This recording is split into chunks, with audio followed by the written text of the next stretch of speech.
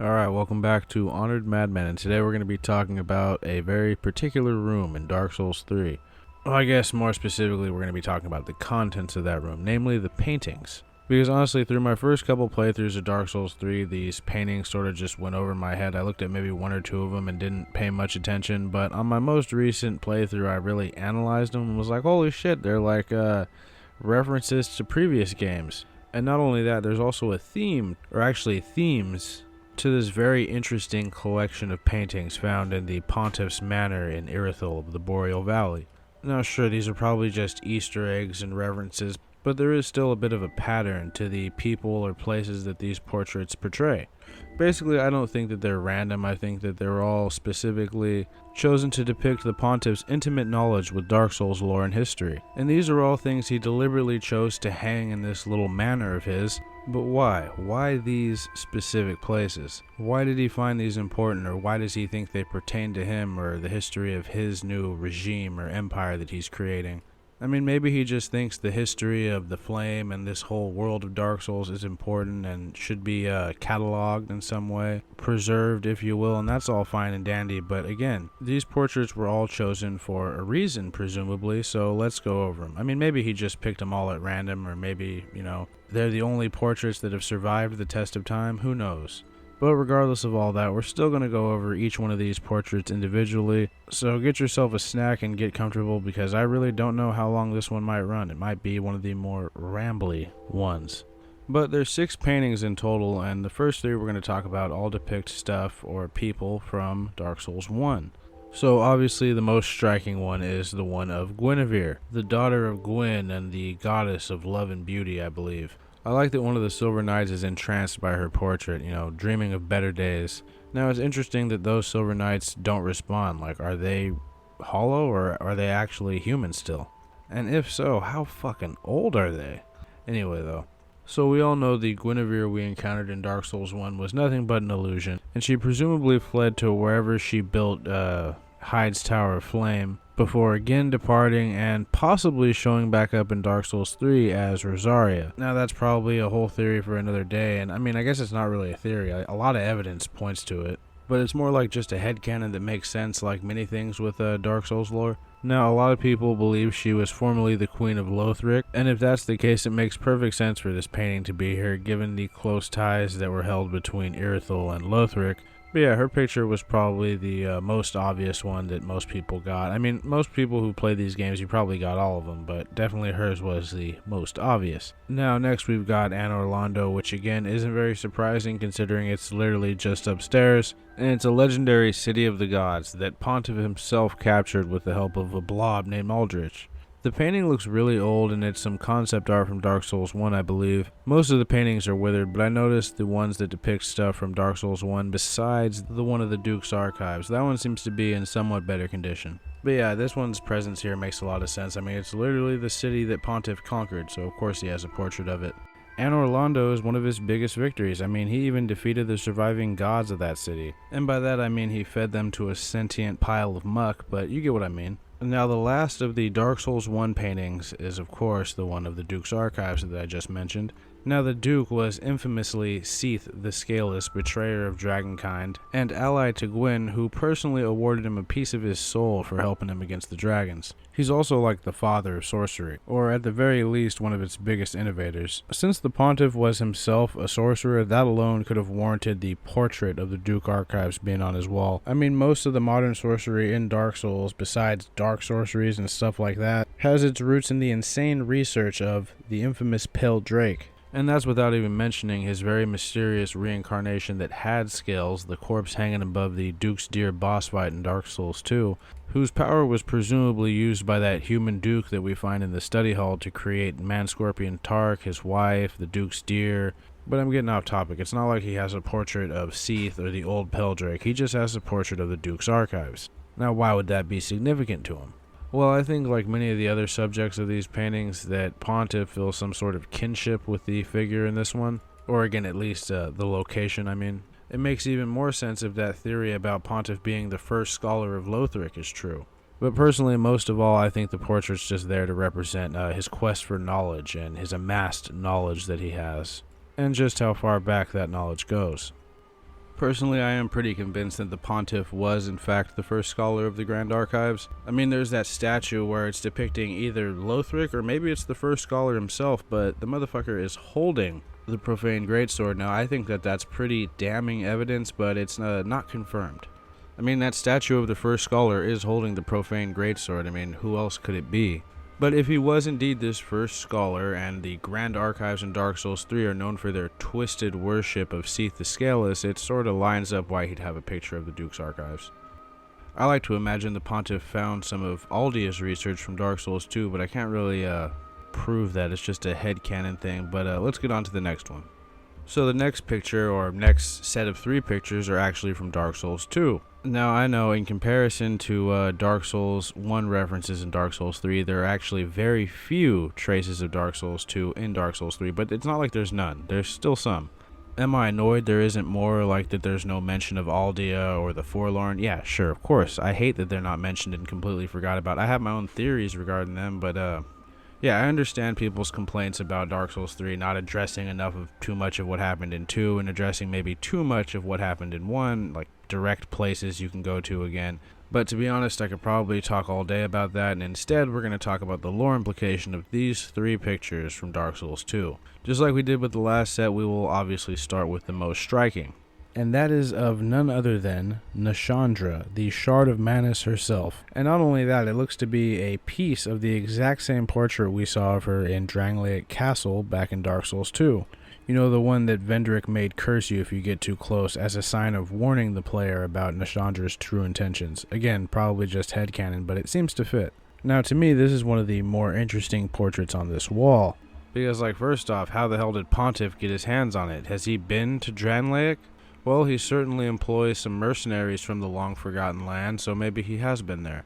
Or maybe the Drang mercenaries traded it to him, who knows? So, as many of us know, Nashandra was the final boss besides Aldia of Dark Souls 2. She was also Vendrick's wife and the Queen of Drangleic. But secretly, she was a Shard of Manus who was created when the Primordial Man was defeated in the Artorias of the Abyss DLC in Dark Souls 1, causing several of his fragments to scatter off and eventually form into their own consciousness and beings. They have many names, but Children of the Abyss, Shards of Manus, Children of the Dark, they all seem to work. They were generally born off of various emotions or feelings that Manus used to have. For example, Nashandra was born of Manus's want and desire. She was actually the weakest and smallest of his fragments, so that probably is why she represents want.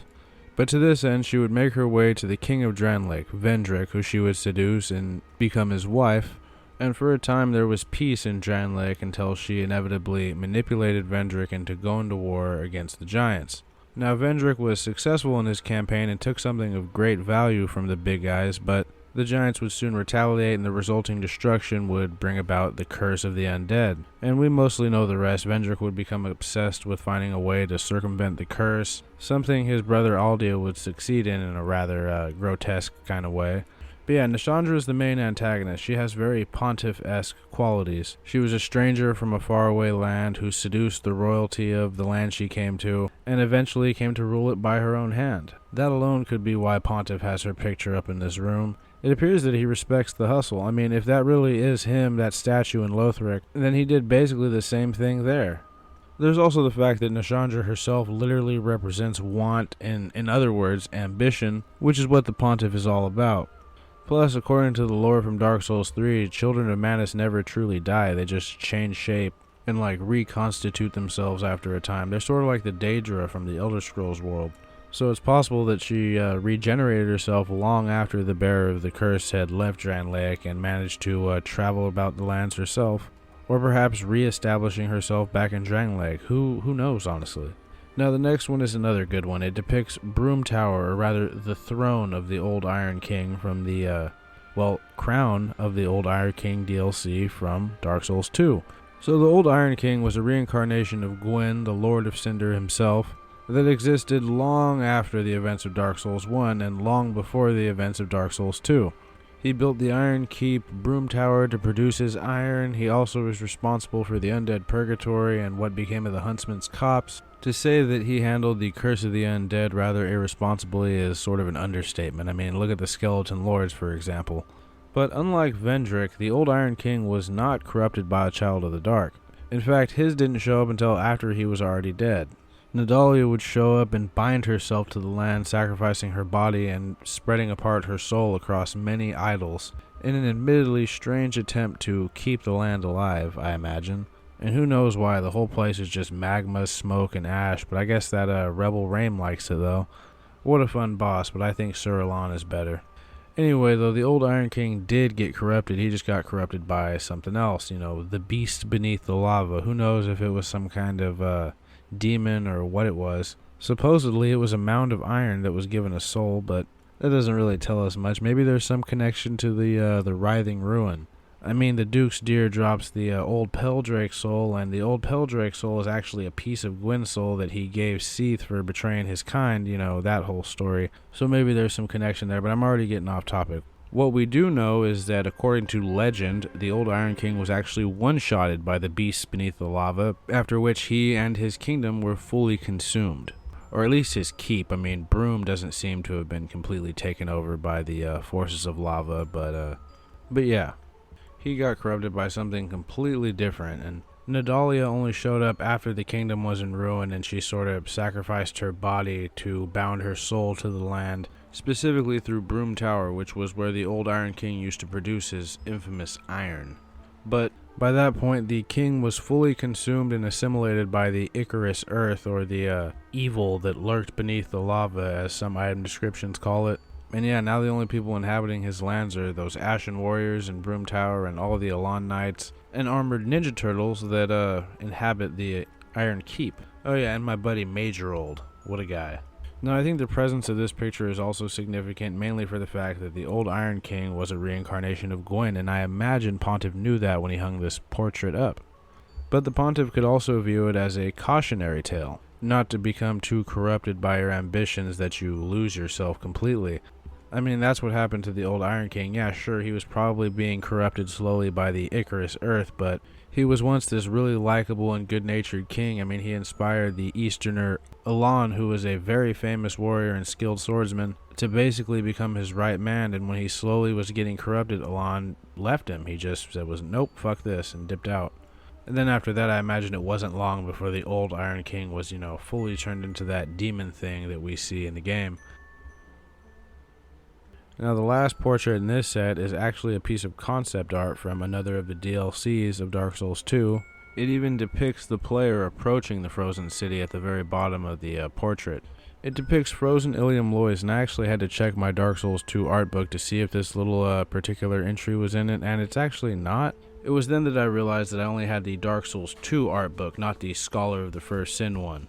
And that kind of bummed me out, but there was still a lot of good stuff in there, so I snapped a couple pictures to probably use in this video, just a heads up. So Ilium Lois has a pretty interesting story. It was built far above the Dark Souls equivalent of a Native American's burial grounds, in this case a little fire called the Old Chaos, which itself was a relit version of the Flame of Chaos that had been snuffed out eons ago. Now no one knows the specifics of it, but it was presumably relit by the Lost Sinner after one of those pesky chaos bugs crawled into her empty eye socket. Now this city has a really cool design and probably one of the coolest characters in Dark Souls as its king, even if we never really get to formally meet him. Ilium Lois was ruled over by the Ivory King, a former Pharosan knight who had dedicated himself to the protection of this land and its people. Now at some point this king, like all kings do, attracted a child of the dark, but this one wasn't evil like Nashandra or insane like Nadalia. She represented Manus' fear and naturally sought out a strong anchor once the dark was shattered and she was left on her own. That anchor turned out to be the Ivory King, who secretly knew her true nature but loved her regardless and was uncorrupted by her. Which is actually pretty impressive because it's not like Alsana was like Nashandra. Nashandra was one of the weakest shards of Manus. Actually, she was the literal weakest. Alsana, on the other hand, was born of Manus' fear, which is a very powerful emotion. So even if she doesn't look it, she's really quite powerful. Now at some point that old chaos started spitting out demons and monstrosities, so in response the Ivory King had a grand cathedral built upon the hole that led to the old chaos, so that his wife, who was now the Oracle of Ilium Lois, could pray in an attempt to contain the old chaos, or at least stop its spread or slow it down. I like to imagine it was like the intense mental battles between Denethor and Sauron in the Lord of the Rings book. I mean, it was literally a battle of will between an eldritch chaos flame and a piece of the primordial darkness of man. man, channeling what appears to be a blizzard through the sheer coldness of the abyss. Both have been described as corruptive forces in the past, but what happens when they collide? Personally, I think they merge and change into something new entirely, but that's the theory for later. But unfortunately, neither this or the King's Knights were able to stop or contain the old chaos. They were basically locked on the losing side of a stalemate, and eventually the Ivory King went down into the old chaos to face the fire himself, hoping that perhaps maybe his soul could contain it or stop the spread. Alsana would seal the entrance, and her prayers would end up creating a very strong blizzard that blanketed the land in ice and snow, giving Ilium Lois its frozen moniker. But what is the significance of Ilium Lois, at least to someone like Pontiff? Well, personally, I think it's the old chaos. So at the risk of sidetracking off into a whole nother topic, talking about a brief history of the profane capital, I'll try to keep it as summarized as possible. So even after we defeat the burnt Ivory King, the old chaos doesn't go away. It's still down there raging away, and Alsana is still fighting her silent fight against it. Now, what if after centuries of fighting a silent battle of wills with a literal child of Manus, the old chaos began to change? It began to absorb little bits of the innate darkness of the being that was trying to contain it, in a way profaning the flame, if you will. And we know that the burning ambition didn't take root in Pontiff until he saw the profaned flame.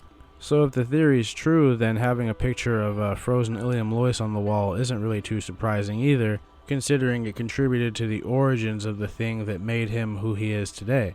The scheming, faceless, cracked-headed sorcerer man that he is today. And I mean not a crackhead like you see on the streets, I mean his head is got a bunch of cracks in it. He's also at least half tree, so maybe that's why his head's all weird and faceless. From a lore standpoint, it also looks like Alsana's descendants are what became the monstrosities of sin. There's also a lot of evidence that those things are what profaned the flame. But there's really no theory behind how they went about doing that, or what became of Alsana, because according to Carla's description of her set, the children of Manus, they don't ever really die. So I think alternatively it's possible that Alsana's descendants threw her into the flame and changed it into the profane flame. Just a fun bit of speculation. And it wouldn't be too hard of a leap to assume that her priestesses and disciples are what became the handmaidens of the profane flame and the jailers of Irithyll dungeon. Especially with the handmaids and the priestesses, it's really not hard to see the resemblance. But again, that's probably a story for another day, and I don't really have that all mapped out yet, the exact series of events, so I don't want to run my mouth off too much about that, because I'll probably be corrected in the comments, which is cool. I always appreciate that. I still think it's the best way to learn. Now, besides the obvious themes of gods and royalty that are in these pictures, there's also the theme of the quest for power. For example, Seath betrayed all of his kind for power. Nishandra manipulated an entire kingdom to go to war against the giants and all that for power. The old Iron King went mad with power, trying to stave off the undead threat just like Gwyn did, but in a far less elegant way. Frozen Ilium Lois almost depicts the origins of what made the Pontiff such an ambitious individual, and the somewhat ruined picture of Anor Londo could show the folly of the god, their attempt to make themselves everlasting only to end up hollowed and withered like Gwyn at the end of Dark Souls 1, but that's probably a bit of a stretch. I think the picture of Guinevere is only in that room to give the Silver Knights a reminder of better days. There's another theme amongst these series of paintings, at least the Dark Souls 2 ones, that's definitely worth noting, and that's that every portrait pertaining to Dark Souls 2 has something to do with a Shard of Manus. It's got the literal portrait of Nishandra, it's got the land that Nadalia bound her soul to, it's got frozen Ilium Lois, which was watched over by the Silent Oracle, who was one of the most famous Shards of Manus. Now, I'm not saying that that's the reason why he hung these pictures up. I mean, he even left out one of the shards. Ilana, the squalid king from Shulva, the sunken city. She's nowhere to be found, but that could be because Shulva, that lost city and all that, is way older than the Iron Keep and places like frozen Ilium Lois. It's definitely not older than Anor Londo, but we know Anor Londo is still around. And also, I mean, I think Shulva's existence was pretty much covered up in its entirety by, I believe, Lindelt and the Archdrake sect. So that could also be why Pontiff has no knowledge of that particular Shard of Manus' actions. Maybe he has all these simply because they all depict a kingdom that was influenced in some way by the primordial darkness of man, personified into a queen. But honestly, who knows? And look, at the end of the day, maybe there is no pattern to these pictures. I'd be lying if I said that there isn't, because I'm pretty sure there is, but maybe it doesn't really matter, you know? Maybe Pontiff just likes paintings. I mean, the guy did come from a painting after all. Maybe he thinks he can access those places or people through the paintings. Honestly, I mean, that seems very unlikely, but who knows? That's the whole fun part about Dark Souls speculation. And sure, all these pictures really show us is that these places and people, yep, they existed. And to me, that ties the series together in a way. But yeah, I never really see these paintings talked about too much. I only could find a couple threads with people discussing them and no real videos of people discussing them unless they're in other people's videos about other lore topics, you know, when they come up and all that. But yeah, I thought this would be a cool, fun little video idea, and I hope you guys enjoyed it. I hope you found it somewhat entertaining or informative or enlightening. Let me know if I got anything wrong. Let me know what you guys make of these paintings in the comments especially, because there really isn't a whole lot of discussion around them, at least nowadays. I imagine there was quite a bit when the game dropped if people noticed them, but yeah, let me know what you guys think in the comments. As always, if you liked it, please like it. If you disliked it, please dislike it. And if you like hearing me talk about various lore topics and the occasional rant about a random subject, then please consider subscribing. That really helps the channel out. One-man operation here. Working on getting back into the regular upload schedule, but enough of all that. Let's have our outro then, shall we? And then some final thoughts.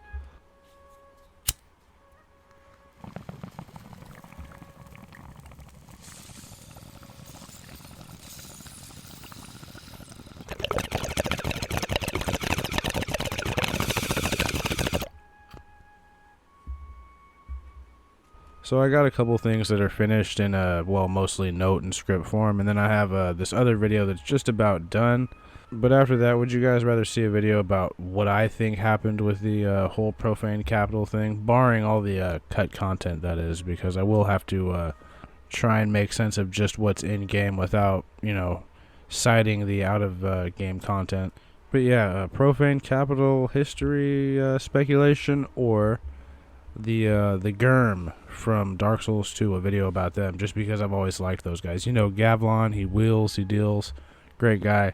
But yeah, let me know what you guys would rather see. I might do a poll, I'm not sure, but those are two ideas I haven't really started on yet, but I've got an idea to, you know, I got a vision in my head. Anyway, as always, you guys have a good one, and I will see you next time.